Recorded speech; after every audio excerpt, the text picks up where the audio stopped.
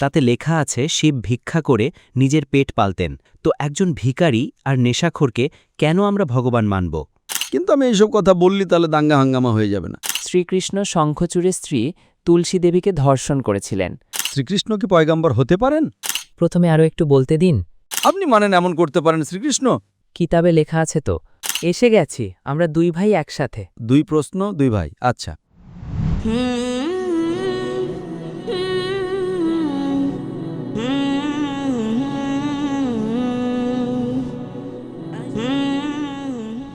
আমার নাম তপু পাল, আমি মেঘালয় থেকে এসেছি। আমার প্রশ্ন হলো, আমরা শ্রীকৃষ্ণকে সবচেয়ে বড় ভগবান মানি।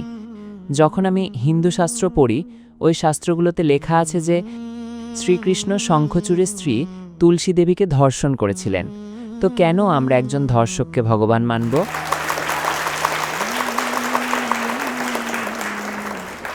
ভাই সাহেবের প্রশ্ন হলো যে আমরা শ্রীকৃষ্ণকে ভগবান মানি, যদি সে ধর্ষণ করে থাকে তাহলে ধর্ষককে ভগবান কেন মানব?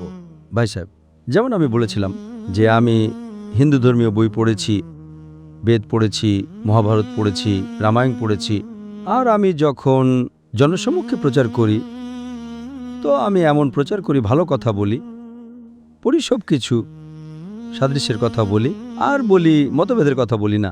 আপনি যে প্রশ্ন করলেন যে কেন মানেন, আমি আপনাকে জিজ্ঞেস করব আপনি কেন মানেন? আপনি যদি বলেন মানা উচিত নয়, তাহলে আপনি মানবেন না। তো আমি মনে করি যে যদি শ্রীকৃষ্ণ সত্যিই ভগবানের অবতার হন, যদি সত্যি পয়গম্বর হন, তাহলে কোনো পয়গম্বর ধর্ষণ করতে পারেন না। স্যার, লেখা আছে তো, বইতে লেখা, কিতাব গ্রন্থে লেখা আছে। ভাই সাহেব, আমি জানি, আমি আপনার উত্তর দিচ্ছি, আমি জানি, আমি বলিনি যে আপনি ভুল বলছেন। আমি আপনাকে বলছি তো, উদাহরণ দিচ্ছি আমি। লুত আলাইহিস সালাম কোরআনে লেখা আছে যে আল্লাহর পয়গম্বর, ঠিক আছে? কিন্তু শ্রীকৃষ্ণ আল্লাহর পয়গম্বর এটা কোরআনে লেখা নেই। কিন্তু আল্লাহ রাসূল বলেছেন যে এই পৃথিবীতে 1,24,000 পয়গম্বর পাঠিয়েছেন, নাম শুধু 25 জনের আছে। ওই 25 জনের মধ্যে একজনের নাম লুত আলাইহিস সালাম। যখন আমি বাইবেল পড়ি, বাইবেলে লেখা আছে যে লুত আলাইহিস সালাম জিনা করেছেন নিজের মেয়েদের সাথে, যা আপনাদের শাস্ত্রে লেখা আছে, তার চেয়েও বড় গুনাহ লেখা আছে বাইবেলে। তো আমি কি বলি, ওই বাইবেলে ভুল লেখা আছে। লুত আলাইহিস সালামের ওপর আমি অপবাদ লাগাতে পারি না, কারণ লুত আলাইহিস সালাম আল্লাহর পয়গম্বর। আপনি বুঝতে পেরেছেন তো? তো আমি বলি যে ওই জিনিসটা যা বাইবেলে আছে সেটা ভেজাল। আল্লাহর পয়গম্বর কখনোই নিজের মেয়েদের সাথে জিনা করতে পারেন না। তো আমি বলি লুত আলাইহিস সালাম পয়গম্বর, কিন্তু ওই বিষয়টা ভুল। শ্রীকৃষ্ণের ব্যাপারে বলতে গেলে শ্রীকৃষ্ণের নাম কোরআনের কোথাও আসেনি, হাদিসের কোথাও আসেনি। কিন্তু আমাদের পয়গম্বর মুহাম্মদ সাল্লাল্লাহু আলাইহি ওয়াসাল্লাম শেষ পয়গম্বর বলেন যে পৃথিবীতে 1,24,000 পয়গম্বর এসেছেন। তো কেউ আমাকে জিজ্ঞেস করে শ্রীকৃষ্ণ কি পয়গম্বর হতে পারেন? তো আমি বলি আমি জানি না, হতেও পারেন, নাও হতে পারেন। আমি এটা বলতে পারি না যে কৃষ্ণ আলাইহিস সালাম, এটা বলতে পারি না, কারণ আমি জানি না, ঠিক তো? তো কিন্তু যদি হয়েও থাকেন, যত পয়গম্বর শেষ পয়গম্বর মুহাম্মদ সাল্লাল্লাহু আলাইহি ওয়াসাল্লামের আগে এসেছেন, তারা শুধু সেই লোকদের জন্য এবং সেই সময়ের জন্য ছিলেন। আজ আপনাকে মানতে হবে শেষ পয়গম্বর মুহাম্মদ সাল্লাল্লাহু আলাইহি ওয়াসাল্লামকে। তো এই জন্য এই শাস্ত্রের ব্যাপারে আমি জানি, শ্রীকৃষ্ণের ব্যাপারে আমি রাধার ব্যাপারেও জানি, শ্রীকৃষ্ণের কতজন স্ত্রী ছিলেন সেটাও জানি। শ্রীকৃষ্ণের 8 জন স্ত্রী ছিলেন, পরে যুদ্ধের ময়দানে 16,100 জন স্ত্রীর সাথে বিয়ে করেছিলেন। সব মিলিয়ে ওনার কাছে ছিল 16,108 জন স্ত্রী। কত? 16,108 জন স্ত্রী মহাভারতে লেখা আছে। আর ওই 16,108 জনের মধ্যে রাধা ওনার স্ত্রী ছিলেন না। আর আপনি যা বলেছেন সেটাও ঠিক। এখন আমি বেশি বিস্তারিত কথা বলতে চাই না, লোকেরা বলবে জাকির সমালোচনা করছে।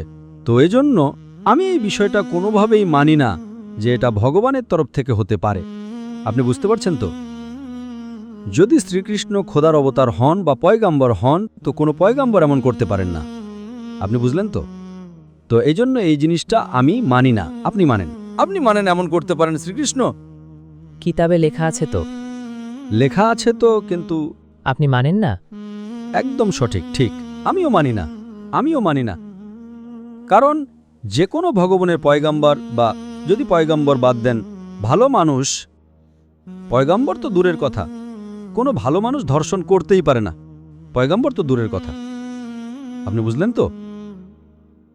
কোনো ভালো ধার্মিক মানুষ ধর্ষণ করতে পারে না, তো প্রশ্নই ওঠে না। এজন্য আমি মানুষের সামনে এসব তুলে ধরি না, নইলে লোকেরা বলবে ঝগড়া লাগাচ্ছে। আপনি বুঝলেন তো? জি। আমি ঝগড়া লাগাতে চাই না। কোরআনে লেখা নেই যে জিনিসটা সাদৃশ্যপূর্ণ নয় সেটা তুলে ধরে মানুষকে নিয়ে আসো। কোরআনে লেখা আছে যেটা সাদৃশ্যপূর্ণ সেটার ব্যাপারে কথা বলো, মানুষকে কাছে নিয়ে আসো। তো আমি আপনাকে জিজ্ঞেস করতে চাই যে আপনি মানেন খোদা এক? প্রথমে আরও একটু বলতে দিন। বলুন। তো গ্রন্থে এমন কেন লেখা হয়েছে?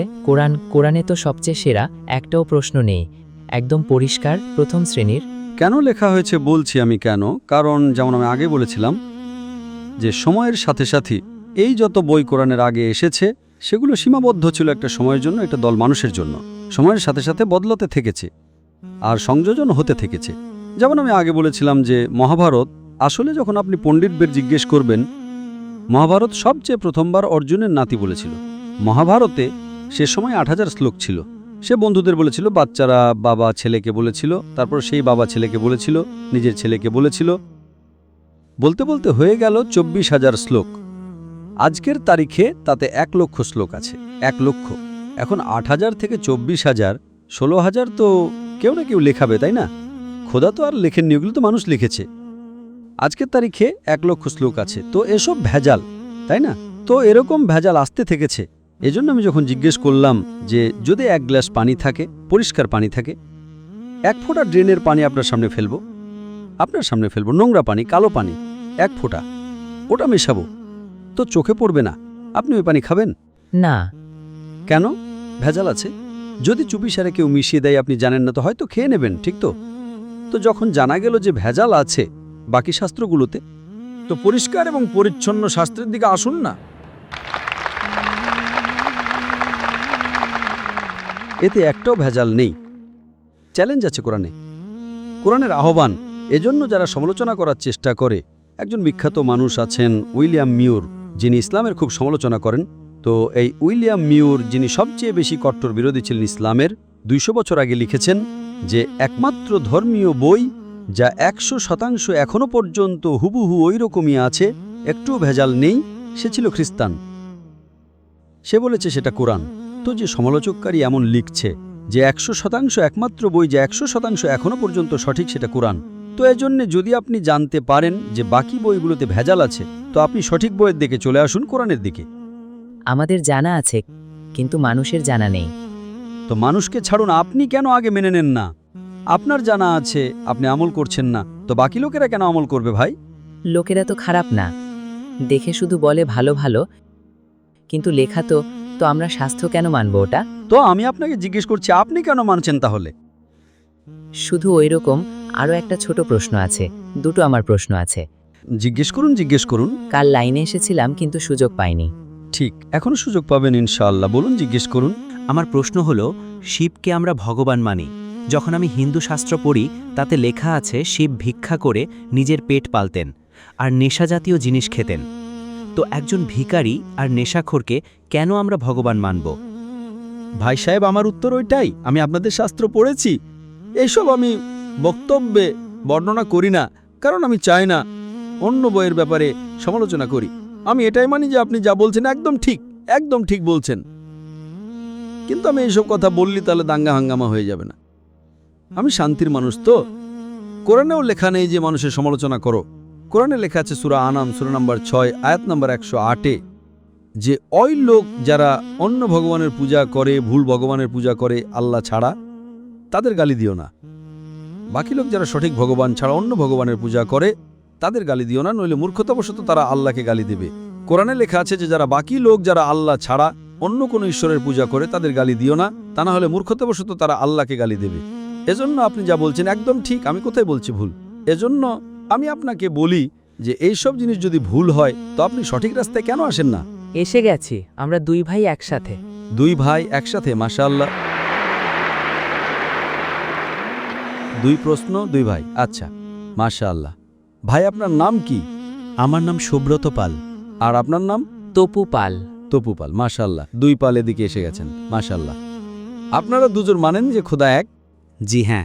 আপনারা দুজন মানেন যে মূর্তি পূজা ভুল? জি হ্যাঁ। আপনারা মানেন মোহাম্মদ সাল্লাল্লাহু আলাইহি সাল্লাম শেষ পয়গম্বর? জি হ্যাঁ। আপনারা মানেন আপনাদের কেউ কি জোর জবরদস্তি করছে ইসলাম গ্রহণ করার জন্য? না। কোনো জোর জবরদস্তি? না। কোনো চাপ আছে? না। আপনারা নিজেদের ইচ্ছাই করতে চান? জি স্যার। কেউ কি ঘুষ দিচ্ছে? না। ইনশাআল্লাহ। তো আমি আরবিতে বলবো, আপনারা সেটা পুনরাবৃত্তি করুন।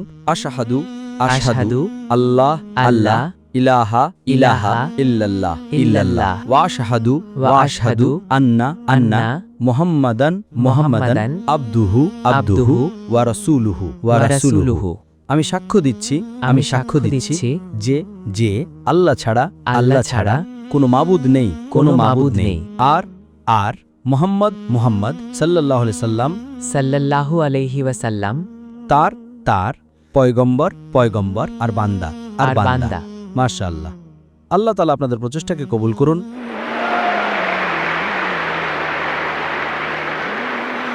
আর আপনাদের সবচেয়ে চমৎকার জীবন দিন দুনিয়া এবং আখেরাতে। আর আপনাদের জান্নাত নসিব করুন। আর আপনাদের মাধ্যমে আরও মানুষের হৃদয়ে তালা খুলুন ইনশাআল্লাহ। স্যার, একবার আপনাকে জড়িয়ে ধরতে চাই আর একটা কোরআন আমাকে দিয়ে দিন। ঠিক আছে, আসতে পারেন। يا رسول الله يا حبيب الله يا محمد يا مصطفى